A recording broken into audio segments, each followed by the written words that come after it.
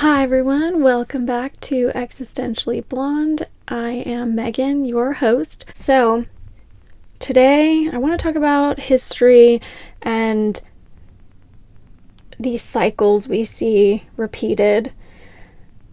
Because even though things don't occur in exactly the same way, there's obviously patterns. Looking around at the world today, we see endless wars, political deceit, societal divisions, and we have leaders justifying foreign conflicts on very shaky, shady grounds. Our government, at least, very clearly continues to grow more and more bloated and self-serving, more centralized and powerful, and all the while most citizens are struggling under tremendous economic and social strain. If you're like me, you're probably cycling through a mix of anger, confusion, maybe despair, hopelessness, just watching these same things unfold again and again. Yet, I think that understanding these cycles or patterns more deeply through the lens of philosophy, history, and psychology can also plant seeds of hope. Again, and I've said this before, really believe that we can and should learn from great thinkers who grappled with truth and power from historical events that have revealed uncomfortable lessons, but lessons nonetheless, and from psychological insights and terminology that really help illuminate why we humans keep falling for the same fears and lies. But more importantly, and we'll get into this in the next episode, I want to talk about the fact that we can learn how to heal and move forward. I do believe that, with empathy and accountability. So in this exploration, I'm going to weave in perspectives from different philosophers. I like to do that. So you might hear about Nietzsche, maybe Schopenhauer. I'll probably talk about Yalom and some others, and highlight revealing moments from history beyond the usual textbook tales, and kind of share a bit of my own personal journey from disillusionment to cynicism / sort of nihilism to where I am now, which is primarily cautiously optimistic, though, obviously I do fall into nihilistic thinking. Not really nihilistic, I guess more pessimistic or cynical. I think that's like my kind of temperament too, since I was young. So, there's that proclivity. I also hope that by the end of every episode, really, that maybe you'll be able to take something with you that you learned, something interesting. Maybe you'll feel a little more uplifted or hopeful, or just like you're not alone at the very least.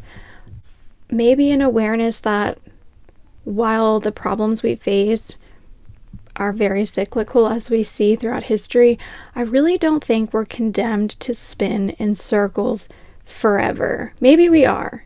Maybe that's just the deterministic nature of being human, and we are just destined to repeat ourselves forever until we're extinct or something. I'm not sure. But what if we can break the cycle by seeing clearly, coming together?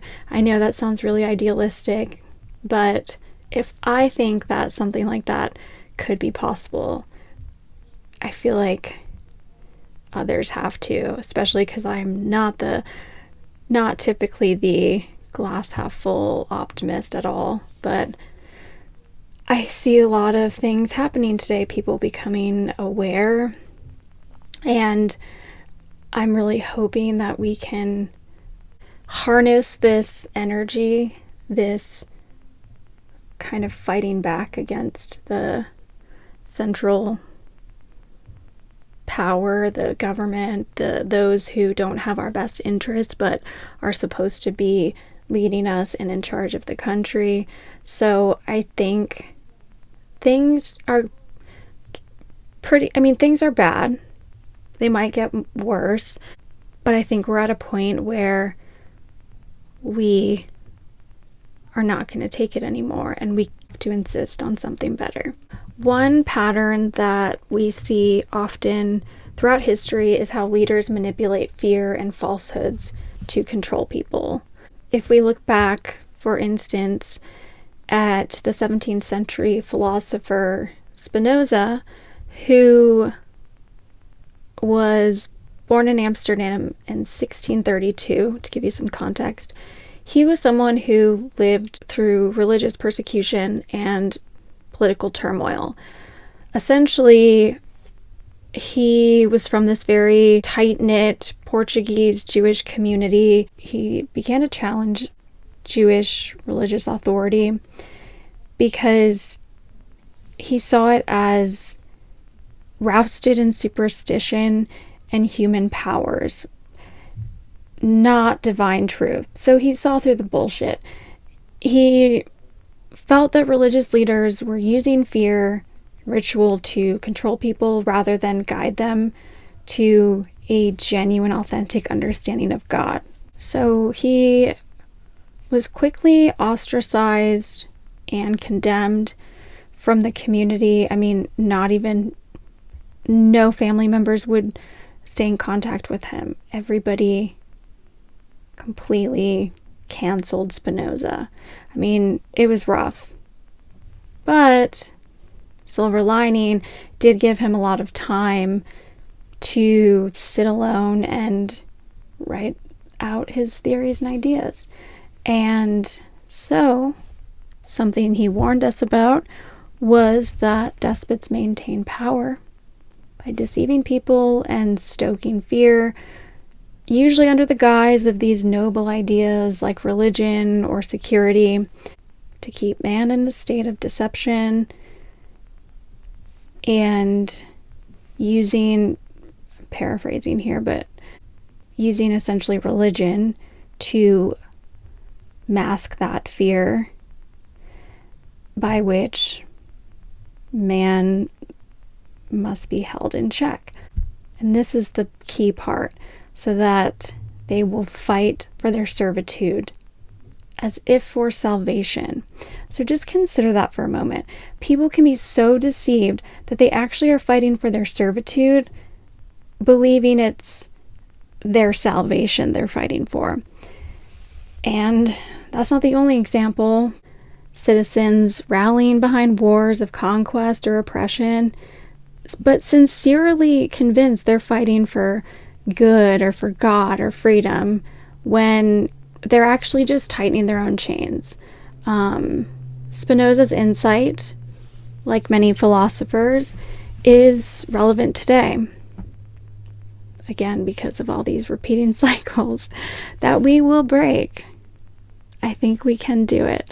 But whether it's politicians who like to sell security while eroding our civil liberties, or, you have the demagogues demonizing an enemy to unite people in fear, the tactic remains the same in all these situations. I remember that sinking feeling I had in the mid-2000s when I realized that the 9/11 attacks, which should have prompted careful reflection and investigation, realizing that they were used to whip up fear and launch wars that had little, if anything, to do at all with making us safer, and became so far removed from what actually happened on that day.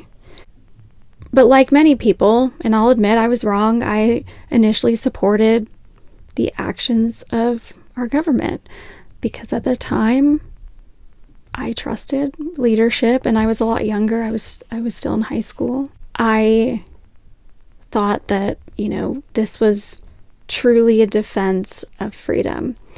And later realizing I'd been duped into cheering my own loss of freedoms.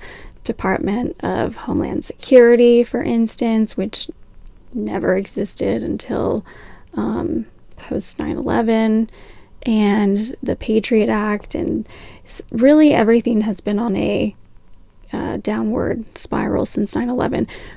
But I would also argue that since World War II. All right, so why do we fall for this? Nietzsche offered a good angle. Obviously, he was one never to shy away from the truth, especially if it was uncomfortable. But he talked a lot about how individuals can think clearly when they're by themselves.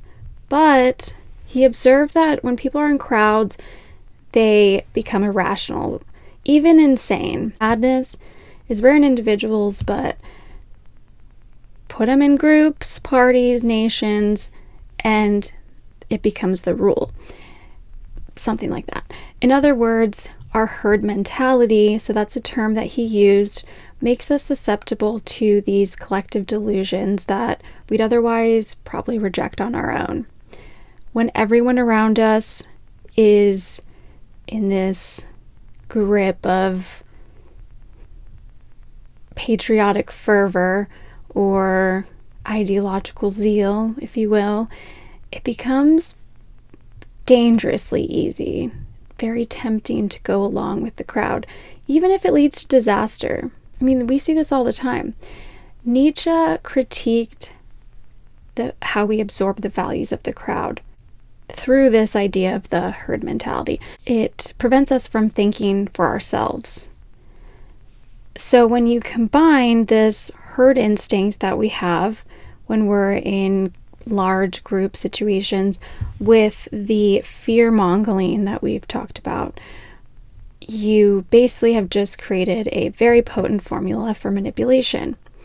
So the individual person, again, can be very rational, but put us in a passionate crowd that's unified by fear, anger, and we risk losing our independent judgment completely, basically becoming just emotional reptiles, right? On a similar note, the study of social psychology for that reason, what we were just talking about with the herd mentality, actually focuses less on the individual and more on the social context or situations the individual finds him or herself in.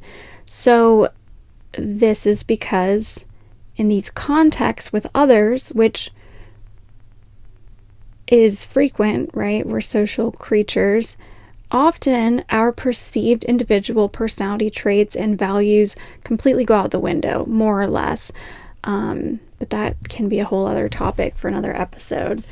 Social psychologists typically hold this belief. Their theory is that it's not necessarily the individual differences, our unique individual differences, right, that predict behavior or guide behavior.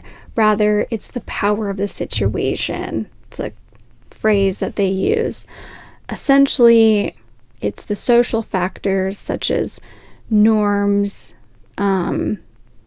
expectations, pro-social behaviors, desirability, being perceived a certain way, blah, blah, blah. I mean, that's like, again, a whole body of research, but it's those things that influence us, not our unique characteristics, quirks, or whatever self-construct we've internalized. It's those social factors that become the guiding force for our actions, especially when we are surrounded by others, whether it's a familiar group of people, a crowd, on the street, a busy street amongst strangers. The social psychology perspective is a bit deterministic when considering what drives human behaviors, but it shares these similarities with Nietzsche's view of the herd. And I think that's just helpful to think about, why do we let ourselves get pulled into this fear-mongering? And I think that's really important. We've seen this in witch hunts, for instance, in totalitarian movements. And yes, in our modern democracies, whenever terror or crisis strikes, especially. I'll admit I've felt that tug myself, the instinct to sort of conform, to whatever your group or nation is feeling or doing. We a lot of times don't want to stand out. It's hard to swim against the tide of public emotion, and it's also normal to look to others to kind of see what we should do. It's like, if you just form a fake line anywhere, you see all these fun experiments that people do, but another one is like, you just walk somewhere, start forming a line, and people will just get behind and stand there. So we do this without, really being conscious of it. But it is kind of funny. Anyway, I digress. It's good to recognize this tendency because we can draw awareness to things that we normally do subconsciously. That's really what therapy is, just drawing attention to your thoughts and feelings instead of just kind of being on autopilot and being reactive all the time. It's like noticing what you're doing, noticing how you're reacting to things, and that's all. And then once you do that, you can have control over what you do about it. But if you don't understand it and you're just like going off on people, not stopping to think why or what the impact is or, what's going on, then it's a lot harder to change. So, as Nietzsche would probably urge, we have to be willing to be that lone, sane voice in a mad crowd, especially when truth and conscience demand it. So rather than mirroring what everyone else is feeling and doing, try to be the one who thinks instead of who reacts. Again, it's easier said than done, but it's the level-headed person, right, who takes their time to process information and rather than form a decision or opinion or get emotional, decides to quietly go and find out more information. Another crucial point I want to talk about from Spinoza. Ultimately, truth does matter, and people can't be totally controlled, even by fear. He believed, Spinoza now kind of shifted back to him, he believed in the power of reason and freedom of thought. He argued that while authorities can wield fear all they want, they cannot truly command people's understanding or completely suppress it. In a free state, and this is important, Spinoza insisted the goal of the government should not be to terrify citizens or enforce dogma, but rather to enable everyone to live without fear and to pursue liberty and reason. He said that the ultimate aim of government is not to rule or restrain by fear, but to free every man from fear, so that he may live in all possible safety or security. And then he goes on to say that the true aim of government is liberty. So these are in his writings, and it's a stark contrast to what we often see. If we're going to measure modern governments by Spinoza's standard, which also aligns with the one and only Samuel Adams, my favorite. You can listen to the last episode if you want to hear me go on about Samuel Adams. I could do it forever. I totally fangirl over him.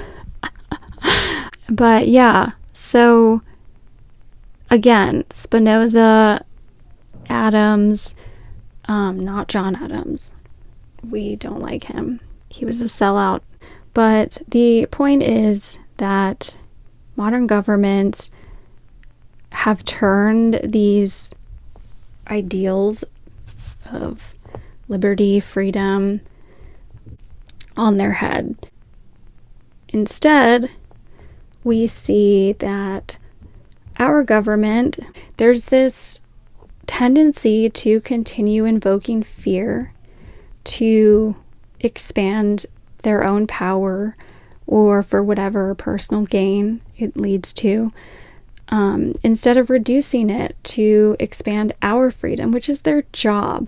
So when a government constantly tells you to be afraid, common ones we hear, of terrorists, drugs, viruses, each other, and demands more power or secrecy to protect you, obviously you should be very alert, because that government has long forgotten its true aim and job and outright betrays it openly and repeatedly.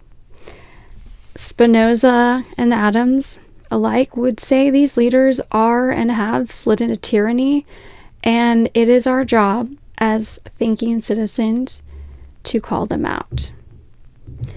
In my own life, I obviously have found comfort in these great thinkers throughout history and even today. It's reassuring and read somebody like Spinoza or Nietzsche if you're me, and they were able to put forth words and ideas to things that I either felt uneasy about or thoughts that I had not heard reflected or discussed or taught before by people in my life. Maybe people in my life are just real lame. I don't know. I'm just kidding. For those of you, if any of you are listening, I'm kidding. I had great mentors, but these just weren't things that I got exposed to, except through, just kind of my own intellectual curiosity and reading. I do recommend finding people who you think model, these good principles. And I also think it's important, not people that you just agree with. Because I don't ever agree 100% on everything with anybody. And I think, in fact, it's healthy when you're listening or watching somebody talk about someone you respect. It's good to be able to say, I don't agree with that at all. As long as that person, though, is honest, consistent, and doesn't have a nefarious agenda. Are they consistent across contexts when their ideas or views are challenged or have become more mainstream or less mainstream depending on sort of the political and social climate? How do they react to being challenged? Are they able to maintain and criticize and call out things in the same way, even if it's from a group of people or an idea posed by a group of people that they saw themselves a member of or part of? I do feel like there are more people who view the world maybe more black and white and less nuanced. And honestly, I do feel like that would be a lot easier. And I often think about how ignorance does seem pretty nice, blissful. But my mind is not like that. It demands answers and likes to go through the arduous task of opinion revision and uncovering new information, even if I'm like, oh, that's not comfortable because I did not think that was a thing. Now I have to like change my mind, and it's hard. It's emotionally taxing, but you feel really good afterwards because you feel like you're more in line with your true self, whatever that is. But I do think that the goal is to be the self that, the self you project to the world, the one that you internalize, the one that others see you as. It's good to have continuity across all those. And so if you're lying to yourself and others, obviously you're going to be really far removed from who you are. Things just really, I think they just cripple people's like spirit and soul. When I first had read Spinoza's line about, people, this idea of people actually fighting for their servitude and not their salvation, because people don't realize they're just cheering for less safety and less freedom. It does give a good framework for understanding, for example, why so many of us, myself included, at one point, we all, we bought the weapons of mass destruction story that led to the Iraq invasion. And I think most of us, if you didn't buy into it, kudos to you, but I think a lot of us thought we were truly defending ourselves. In hindsight, it's clear that we were acting in response to manipulated fear, handing over our trust and trillions of dollars, as we do, to leaders who had other agendas. We've since learned how flimsy or fabricated those weapons of mass destruction claims were. It was really a deception of historic proportions. But at that time, the herd effect, if you will, it was strong. Skepticism was shouted down as unpatriotic, or you were deemed some conspiracy theorist or some like new age hippie. But we all fought for our servitude as if it was for salvation. Indeed we did. And realizing this annoyed me, and I hate being wrong, but I'm willing to admit it. It sucks like for 5 seconds, but the quicker you do it, you just get out of the way. It's like a band-aid. But then you can move on, right? So I was angry, but then I was determined to not be so easily fooled again. It's an outright refusal at this point for me, and I probably will be. I like to trust people, and I don't want to be one of those people that's so angry all the time and mistrusting. I don't think that's helpful, but the truth always is revealed. And if we fall for things, well, I don't think it means we're stupid or bad people. It means that bad people were dishonest. I want to just kind of shift gears and give more examples, specific historical events through what I think is an honest lens, just to further highlight some of these patterns of deception and abuse of power that we just see stuck on repeat. I'm sure you've all heard that line, those who cannot remember the past are condemned to repeat it. But the version that I like, that I think is more raw and maybe cynical, but it's true, is from Hegel. So he said, well, actually, what experience and history teach us is that people and governments never learned anything from history. And we learn from history that we don't learn from history. So that was kind of his more cynical view, reflecting on just the frustrating cycle of human folly. Despite all our progress, technology, medical advancements, we're like those cartoon characters. somehow manage to keep stepping on like yard rakes and just hitting themselves in the face over and over, even though there's like plenty of territory around them with no yard rakes in sight. But alas, that's kind of where we are. So we're just hitting ourselves, getting hit in the face over and over, and it's embarrassing and it's annoying. World War I, good example. So in 1914, initially, when World War I erupted, much of the public in Europe greeted it with enthusiasm. There was a wave of patriotism and naive confidence. That's why it was often called the spirit of 1914. People believed it would be short, this sort of glorious campaign. Young men rushed to enlist because they didn't want to miss out on what they believed would be an honorable adventure.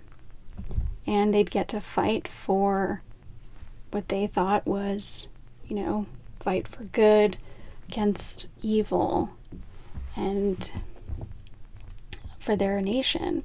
But as we often see, the optimism was a tragic illusion because the war became a brutal 4-year stalemate of trench warfare, poison gas, and industrial scale slaughter that absolutely nobody anticipated.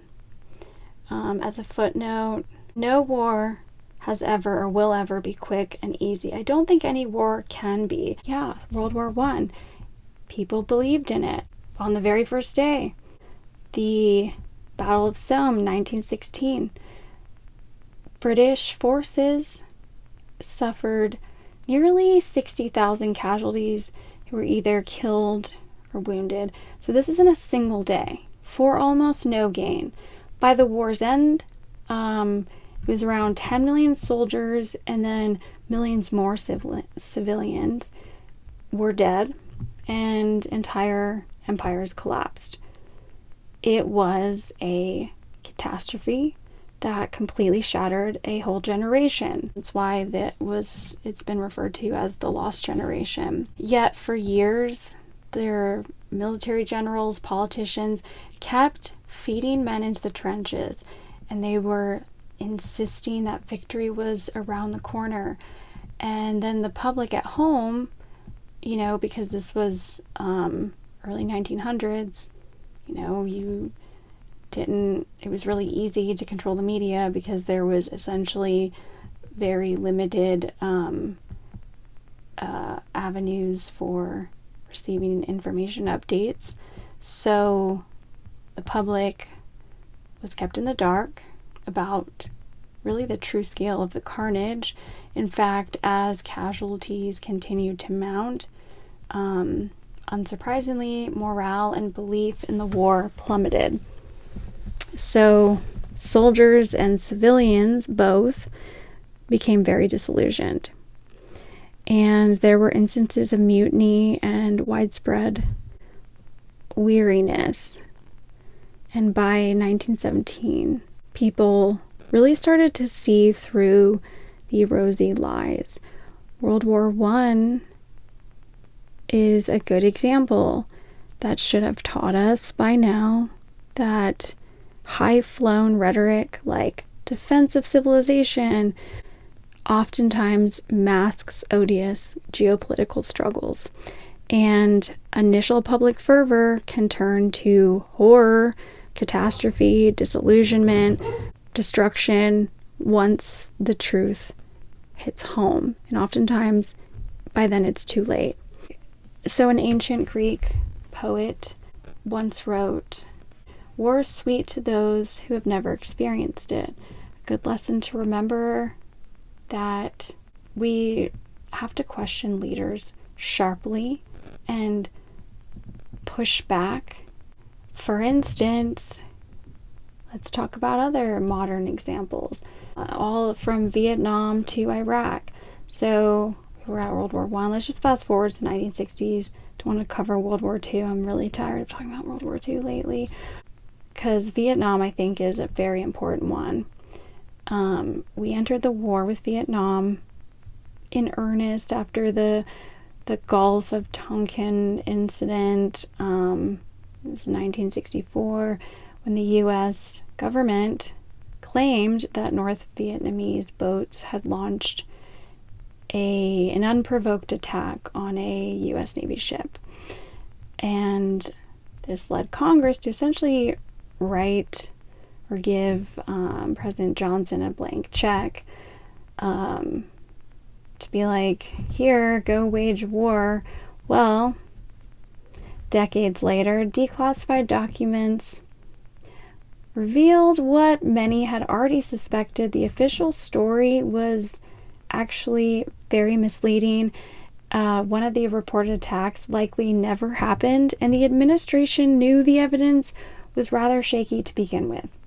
It was effectively a manufactured pretext for escalation that resulted in the death of over 58,000 Americans and millions of Vietnamese in that war, which tore America apart internally as well, as wars do.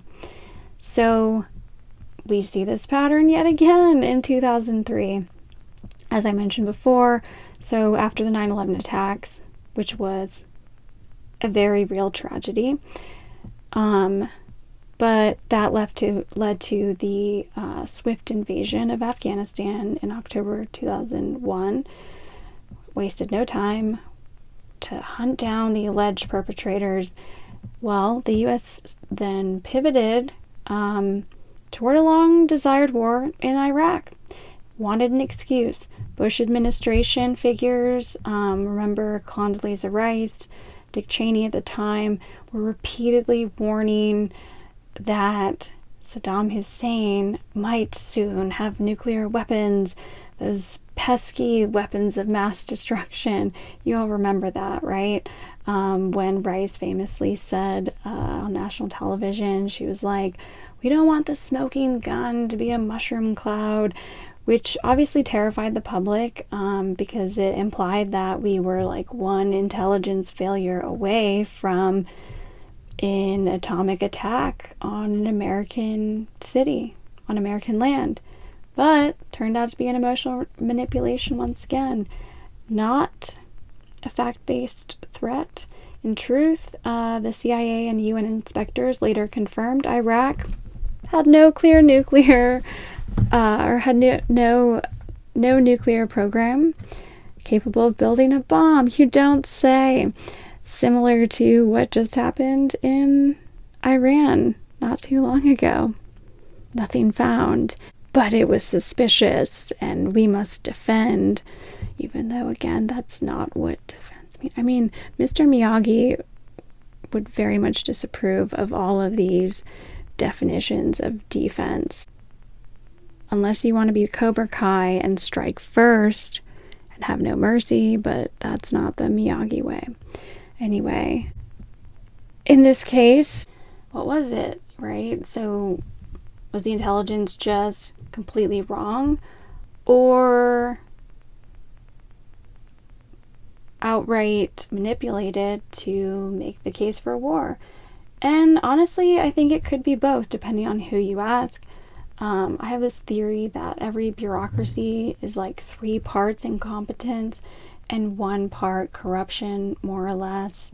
The perfect recipe, in my opinion, for large-scale disasters. Anyway, we can talk about that more one day. So what was the result of this war and the non-existent weapons of mass destruction? It was a war that killed hundreds of thousands of Iraqi civilians, nearly 4,500 U.S. troops, and destabilized an entire nation. So the overall human and economic costs were obviously very staggering. A Brown University study actually tallied that 20 years of post 9/11 wars, that's Iraq, Afghanistan, related conflicts, especially in the Middle East, have cost the United States around $8 trillion and 900,000 lives worldwide. So let that sink in. That is 8 and 12 zeros after it.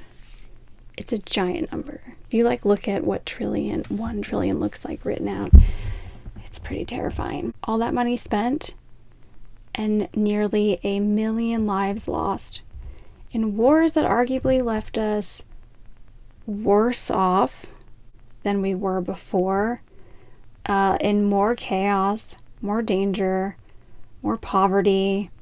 One researcher basically said that, and many people have agreed with this and said similar things, but that the war has been long and complex and horrific and unsuccessful.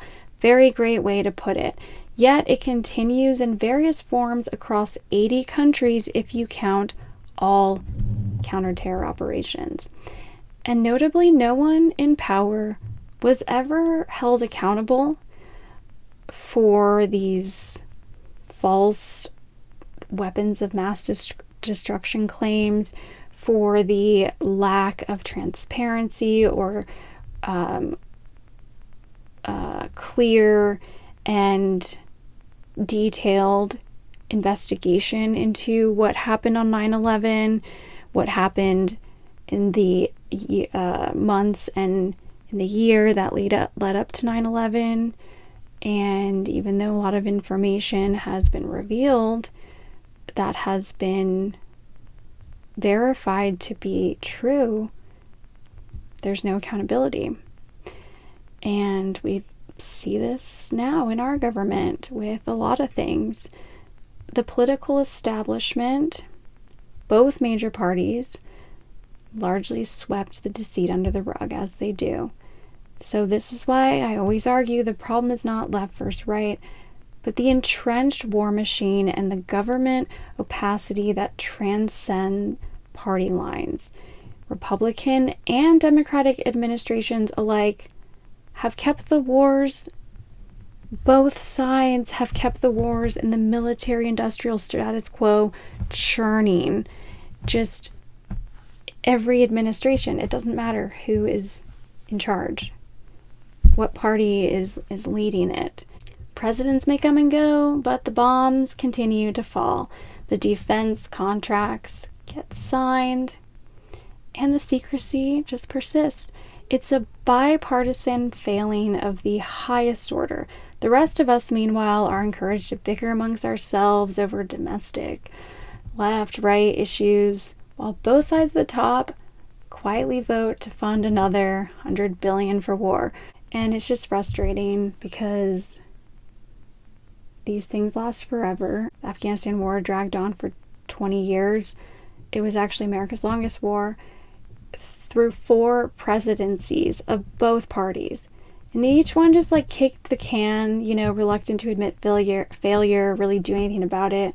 Trillions spent, nearly 2,500 American troops dead, many more contractors, countless Afghan lives destroyed. And for what? For what? Because we all know the colossal failure that added to the already complete colossal failure was in 2021, when the Biden administration finally withdrew. And guess what? Well, what do you know? Full circle, the very regime we ousted in 2001, the Taliban, remember them, promptly returned to power. And if that doesn't exemplify a futile, tragic cycle, I don't know what does. And then what's even more ironic and it's just shameful is this pattern we repeat. So we destabilize countries under the banner of freedom when it's none of our fucking business. And when the wreckage starts smoldering, we call it humanitarianism to let a fraction of their refugees in. It's look at us, we're so compassionate. You can, register as asylees, as if airlifting a few thousand families erases the decades of war that we helped ignite. Because, like, for instance, in Afghanistan, we recruited locals to translate, drive. They risked their lives to help the American soldiers. And then we just pull out, cold turkey, leaving them in the same regimes that we swore to defeat. And so if they were lucky, they were able to make it on a plane before they were captured, tortured, and executed. But unfortunately, many, including the family members involved with those who helped, the benevolent Americans, have been victims more of the latter situation. They just became nameless ghosts of yet another mission accomplished. I mean, it's just devastation, complete and total devastation over and over again. This war machine, and it's just misplaced priorities always, because ordinary people in this country can hardly afford to pay bills. Nothing's affordable. Groceries are insane, and our government keep finding vaults of money for war. Oh my God, it's just crazy. Let's talk about in 2023, in case we forgot, but in late 2023, the US government was on the brink of a shutdown and again about to stop paying the federal employees and funding basic services because there was another political gridlock. Yet at the same time, tens of billions of dollars had quickly been approved to aid the war in Ukraine, and even more for other military projects. In fact, to avoid the shutdown, Congress passed a last-minute funding bill that cut out additional aid for Ukraine for the moment, not because there wasn't support for Ukraine, but because it was the only way to get a deal on funding the US government itself. So think about that. Our leaders were more unified and efficient at funding a distant war than keeping their own government open to serve their citizens. And rest assured, the Ukraine funds were revisited soon enough afterwards. So don't worry. In the end, they got more money. We didn't, but they did. So that's what matters, right? So now let's fast forward to today. 2 years later, and we're watching an even more absurd replay.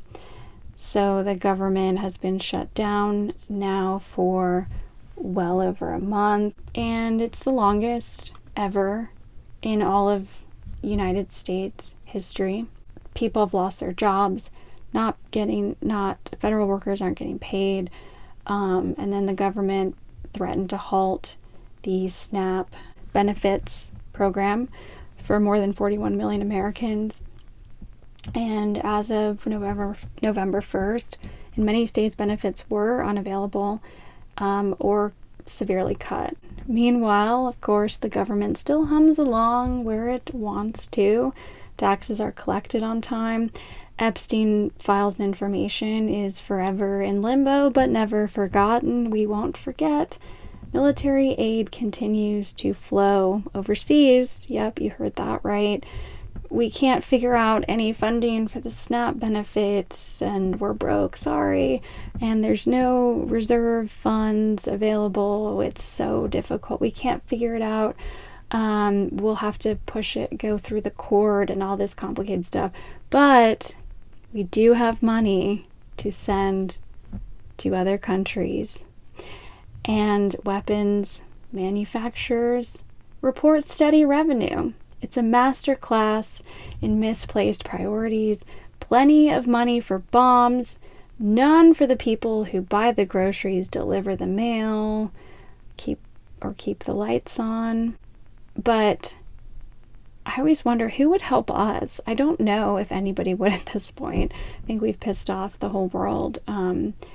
But there's a point where you have to say no, and we're not getting involved anymore because you all need to figure this out. We need to make sure our own population is strong and healthy, able to afford basic resources, and in general that people are in a position to thrive, so that if something were to ever happen, a disaster, an actual attack on our soil, we can ensure that our citizens are well taken care of, that we have military defense in place, that people will stay strong through it. But we don't have any of that. We're at our weakest, and everybody's noticing. And, it's just a matter of time, I think, before something really does happen. We are acting like international bullies playing God. The American people are fed up with it.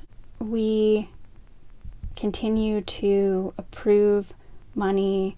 We've sent nearly $174 billion in aid to the Ukraine conflict in just 2022 to 2024.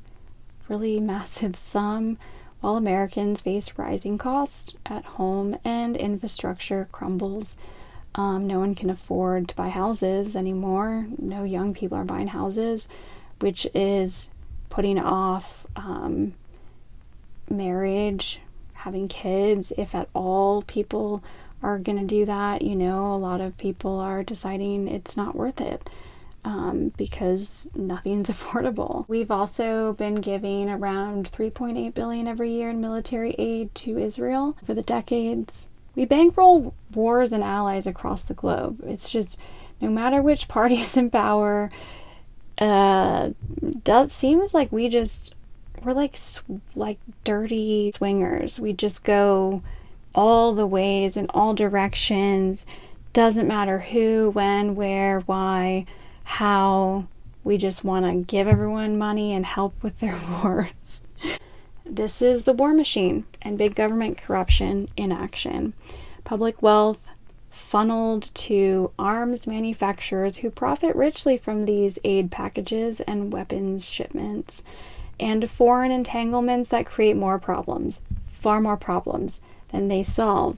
They don't solve a single damn thing for the very people who actually live in this country. Since World War II, like I've said, our country's been in decline. And these wars aren't doing anyone any good except for making a few people even more powerful and wealthy. I always say, if they're so horny for war, why don't we just throw them all together in this Hunger Games simulation?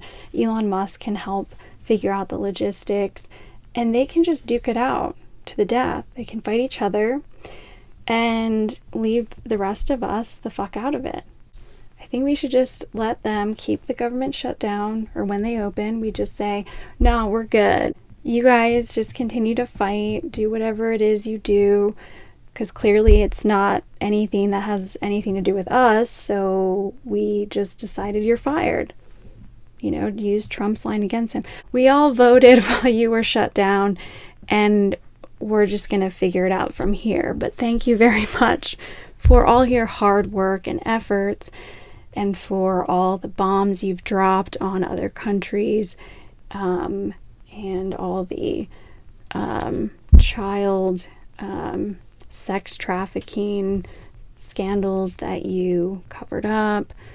And, thank you. Real helpful. That's exactly the kind of stuff that we really needed.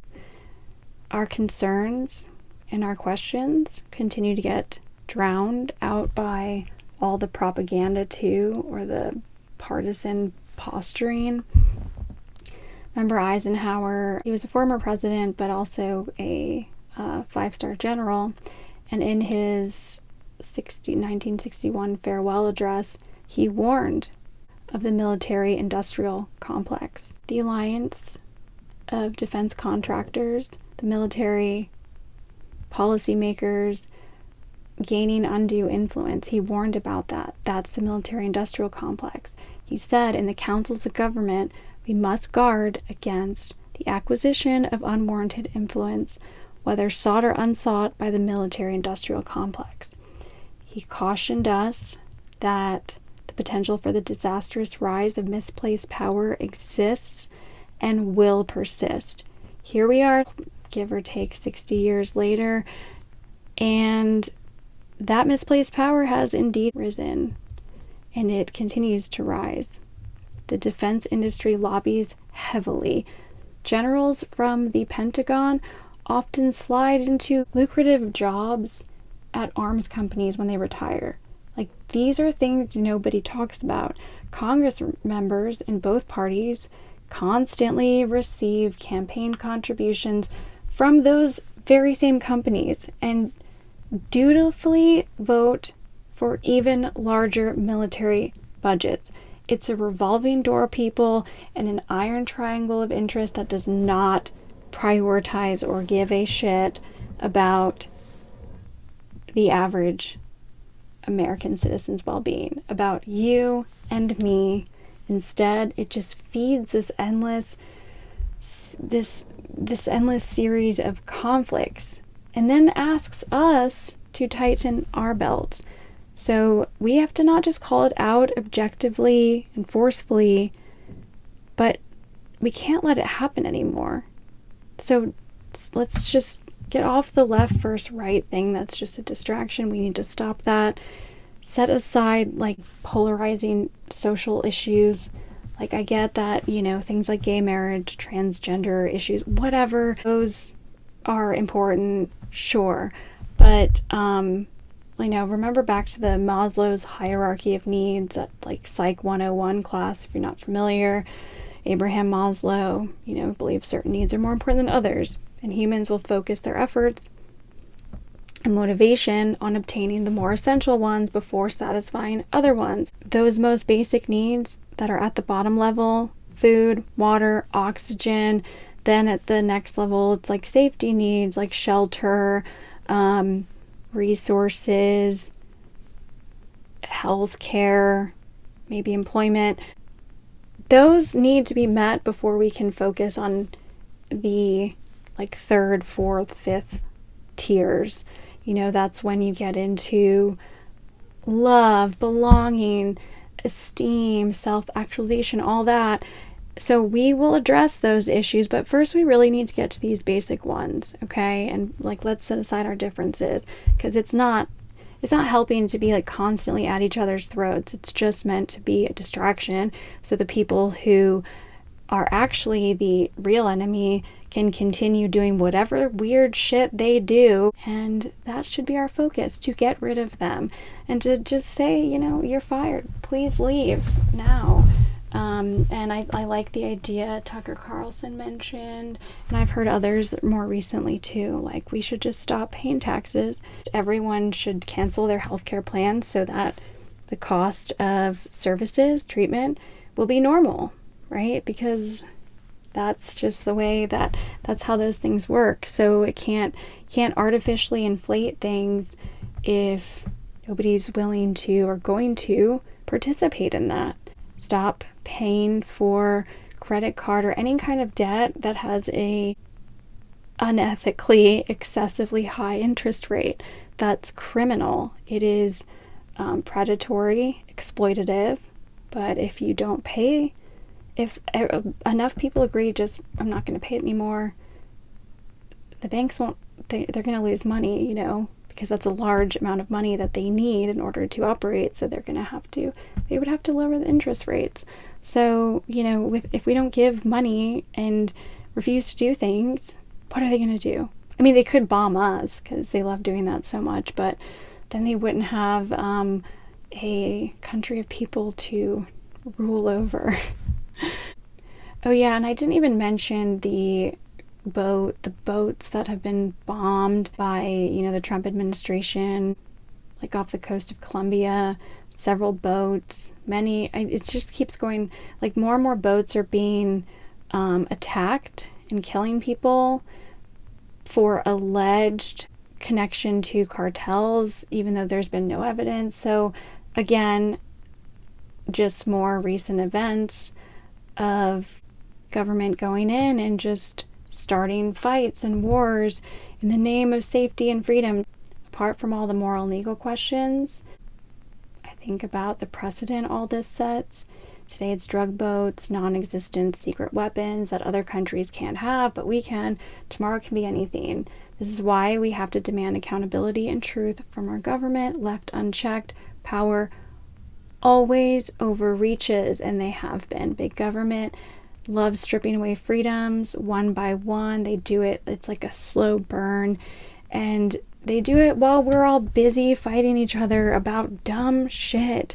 Like, oh, but you haven't internalized misogyny or racism. What? That is so not important right now, okay? We can fight about those things when we're in a better place economically, when people don't have to decide between like being left on the side of the road to die after an accident because they don't have health insurance, or filing bankruptcy and being in financial ruin for the rest of their lives. So we can duke it out and debate those things, but that is now a luxury. It has been for a while. Let's not get into academic, silly debates about non-issues or issues that we make up or the media likes to throw in it's like we're in this like fighting ring. They're like, here's one, fight. It's shameful and it's humiliating, and let's just continue waking up, please.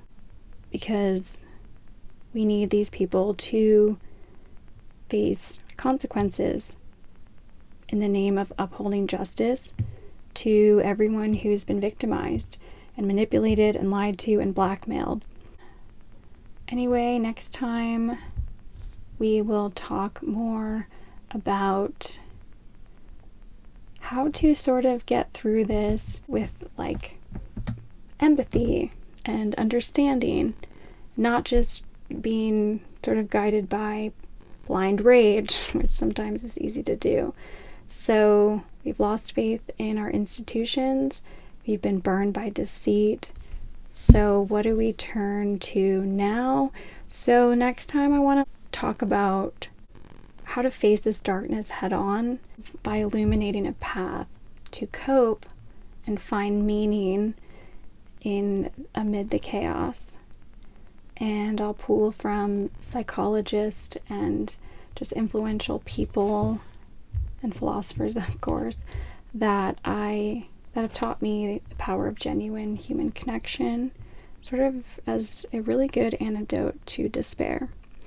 And we'll explore those next week. But for now, this is Existentially Blonde Podcast. My name is Megan, and thanks for listening. I'll see you all next week.